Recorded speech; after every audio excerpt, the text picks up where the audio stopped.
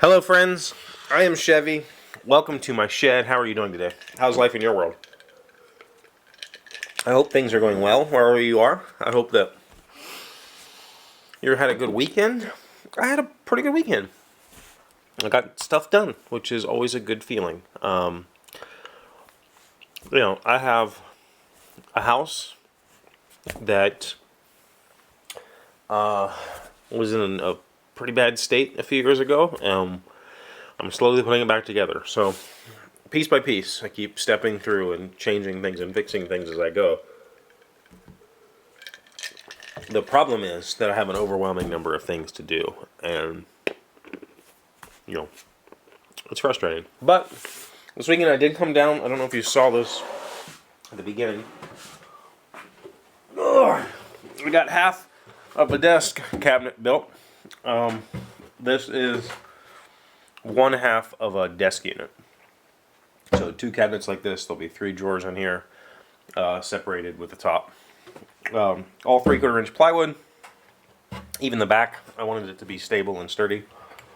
The dressers are going to have the same construction, so I just cloned that. Probably overkill, because this thing is ridiculously heavy. But I did get to experiment with a new way of putting cabinets together for me, and that is biscuits and pocket holes. So I have pocket holes in here that are holding everything together. I think you can maybe see those on camera. Pocket holes down the side in the back there, as well as biscuits, and it worked out beautifully. So essentially what I did was, the short side's got 3 pocket holes and 2 biscuits, and the long side's got 4 pocket holes and 3 biscuits. And the biscuits are there to keep everything from aligning, or from staying in alignment. If you've ever joined 2 boards together with pocket holes, for instance, if I was trying to do a joint like this so that this is flush with the top, it's very, very common for this board to shift slightly as you screw the screw in, because it's coming in at this weird angle, and the way that it grabs, it wants to pull the board. So it's super critical if you're going to cut, or if you're going to use pocket holes to assemble something, that you clamp it as tight as possible to keep it from shifting when you screw the screws in. Well, the nice thing about the biscuit joiner is it eliminates the need for that and allows me to go way faster.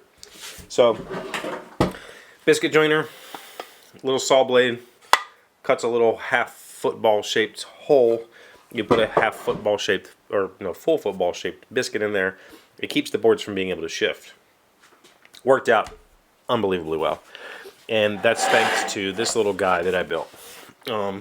This is just a little 90-degree jig. So this fence is perfectly 90 degrees to this face. I had to shim it a little bit with some tape to get it perfect, but it's perfect. And there's a cleat on the bottom. The purpose of that cleat is I can set this on my workbench, push it until it stops. It can't go forward anymore.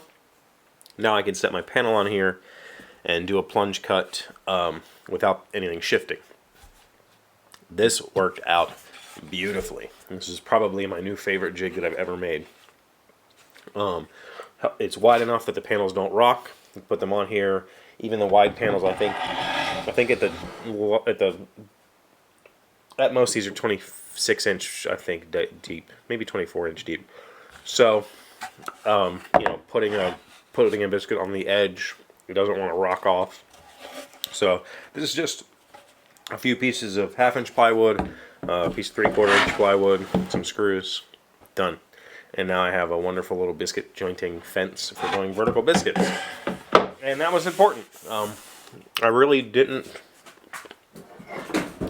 First of all, like any tool that you might get, these things are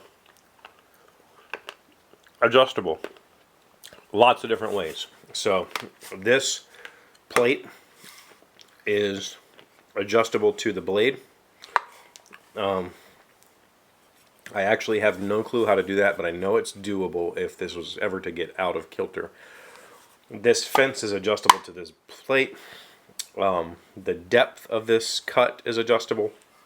So there's a whole bunch of different ways this can go wrong if you're not using the tool correctly.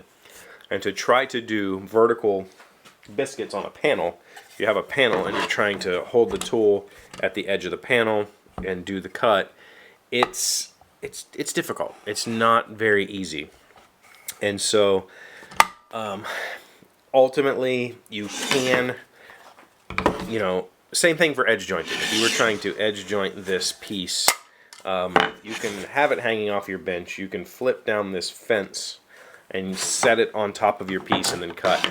But it's very easy to rock this thing. If it's not perfectly flat, if it's not perfectly set, then the biscuits don't want to line up right and it might try to pull your piece.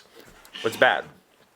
So what I have learned in the limited time that I've owned a biscuit jointer is that you kind of always just want to reference off of this face, and that means lay it on something flat and do your cuts. So I used this little jig to do all my vertical cuts as well as my horizontal cuts. I can lay the panels down on it and I can plunge right into them. And then I know for certain that the depth of my biscuit is equal on the vertical panels as well as the flat panels, and when everything goes together, it locks in perfectly. It turned out to be super fantastic. I bought the tool specifically for doing this particular project. It's one of those tools that I've kind of always wanted but could never muster up the nerve to buy it because I didn't know that I would ever use it. But now that I have it, it's super recommended. If you've been considering, if you've ever done dowel joinery or, you know, more traditional joinery, even pocket hole joinery, and you wish there was an easier way, you get the biscuit joiner.